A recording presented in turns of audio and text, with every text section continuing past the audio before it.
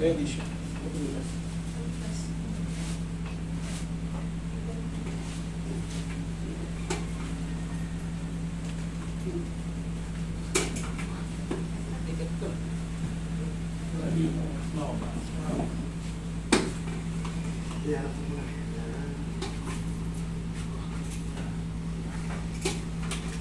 Sa upper back.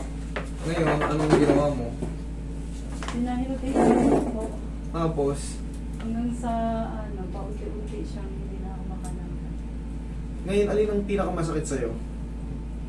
Alin ang pinakamasakit sa'yo? Wala, minsan sa likod, minsan hindi naman. Tapos hindi ka na, paunti-unti na lang hindi ka makalakad. Patingin nga yung ibang files, yung x-ray niya kuya. Tingnan ko nga yung mga files niya. Ano mo lang? Isang buwan mahigit na hindi ka na makalakad. Doon lang nagsisimula sumakit yun. Saan ba na sumasakit yung eksakto? Dito sa likod po. Diyan nagsisimula. Ano mo balakang? Hindi, dito sa likod. Diba sabi ko sa'yo nung hindi pa ako makauwi sa probinsya. Yun ang una. Oo. Pero yung Tapos malakang mo din, sumasakit. Oo, minsan lang. Pero ito nga, yung nasa likod talaga yung A lateral view, MRI of the spine is recommended for further evaluation. Pinapa-MRI kayo nito para masusi. Kasi, base rito kasi sa lateral, ito, hindi kita, saktong-sakto eh. Ito nakukompress sa'yo. Saan part yan? Yung T10. T10. T10. Saan po ba? Yung tinuturo mo, ayan o. Kumbaga, ito kasi yung kinuwanan sa'yo, talagang lumbar pa. Lumbar spine talaga. Pero,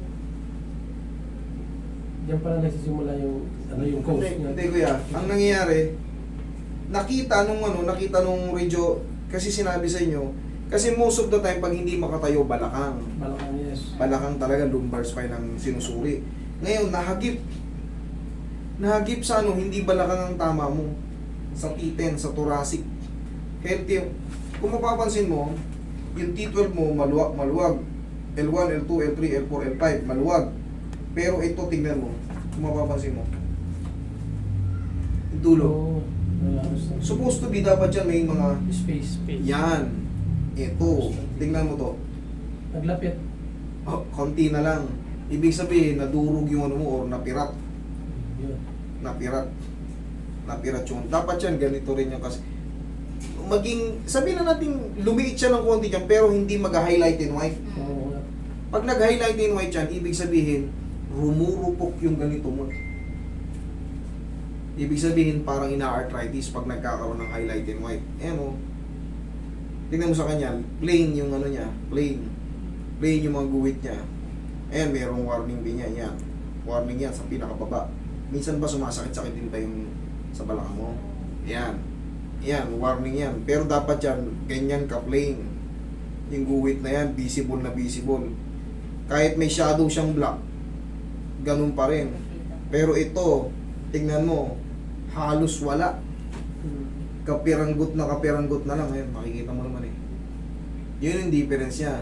Pero, syempre, ang sabi ni Doc, magpa-MRI sa thoracic base rito sa recommendation nito.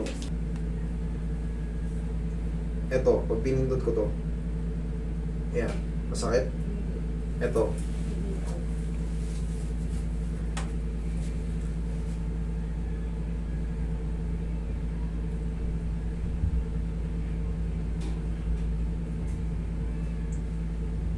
ayan, pag ginaganyan ko, masakit. Hindi po.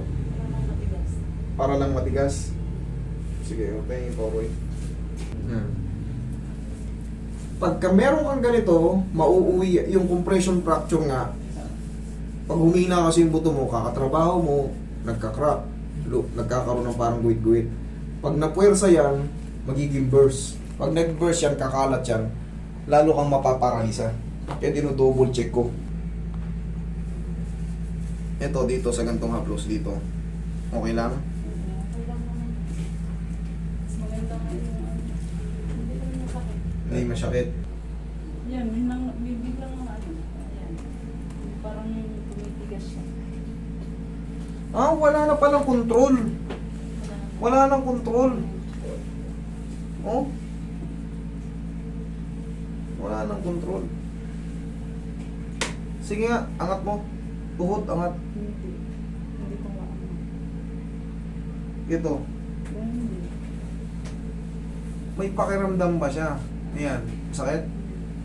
Pero wala nang control. Kuya, ano siya? Hindi siya pwedeng basta-basta ano yun. Kailangan matapos yung MRI niya. Ano na to? Medyo severe na to. Please, Okay. itong pakialaman, baka mag-crash yung buto niya. Ang pinaka-the best niyan, kahit plain MRI lang, tapos X-ray. Para kung hindi man siya mauwi sa ano, kasi baka may worst case na to kumbaga, pagtatansya lang to. Yung bone cancer. Huwag naman sana. Pero ano lang yun, kumbaga yun yung pinaka worst case. Mahirap kasing pakialaman pagka ganun, tapos ika-crush mo, papalagutukin mo. Pipansin mo. Pagka nag-crush yun, wala na. Pati pag upo mo, hindi mo kakayanin. Ganun yung mga ano. Dito, hindi ko ginagalaw pag hindi ko kabisado yung ano mo. Ang pinaka-the best niyan, pag nakita natin yung MRI, kung may tumulungan bukol dun sa meno, meron pang tinatawag na myelopathy. May tumutubong bukol sa spine. Hopefully, wala. Kasi hindi healthy yung lumbar spine mo pero naparalisa ka. Ibig sabihin, may something dyan sa spinal cord mo. Baka namamaga yung spinal cord mo. Pag napa-MRI ka kasi, bibigyan ka ng ng mga gamot para mawala yung pamamagaron sa spine. Pag nawala yung pamamagaron, babalik yan. O No, hindi, ayun. direct to the brain kasi yan. Pag nagalaw, hindi mo na mapipigil, titigas at titigas talaga yan. Pero pagka ang ginawa mo dyan, sige, relax, tuturuan kita, relax. Pag naririnig niya yung salitang relax, matutupi yan because mind control tayo. Pero without permission, magre-react na kami yan. Oo. Ganun pala. Ganun yun. Okay, relax. Sige, relax. Relax. Habang naririnig niya yung utos ko, subukan mong galawin siya ulit, titigas yan. Nang walang relax. Yan. Kailangan mo nang tuturuan. O para may papa. Okay? For time in time kaya, ano muna natin. Kuya, may dala ang bukas kita.